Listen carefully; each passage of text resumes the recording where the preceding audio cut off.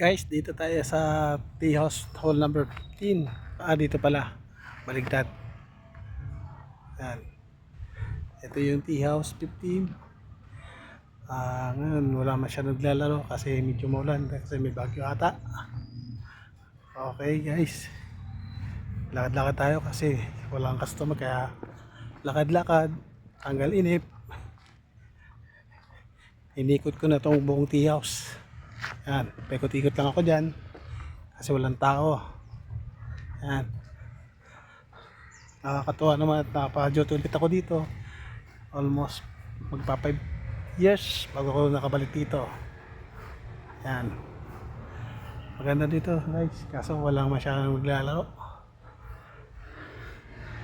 Talo inip pero ikaw lang gumawa ng paraan para hindi ka malungkot. Lakad-lakad. Konting video. Yan. Ito yung loob ng tea house 15. Wala kang makikita ng katao-tao.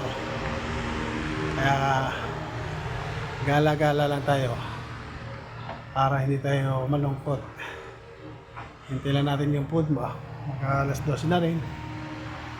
Hintay lang natin para makakain tayo ng tanghalian. Sana hindi umulan para dumaming player. At nakakatawa naman at yung mga dati nating kakilala dito ay nakikilala pa rin tayo. Yan. Shoutout sa mga ACC. Ano? Medyo makulimlim sa maglaro. Sila pala, hindi pala ako maglalaro kasi hindi mo lang marunong. Okay. Nakaka-inip pero okay lang. Trabaho ito. Kaya ikot-ikot lang. Ayan o. Yun ang hole number 15. Pag pumalo ka rito at t-shot mo doon, nabutas doon sa malayo, tawag doon hole in one. Yan. Kaya enjoy lang tayo dito. Guys. Wala masyado pa. Sana huwag umulan para dumaming player. Diyan boss, maraming isda dyan. Diyan sa Laguna yan. Yan.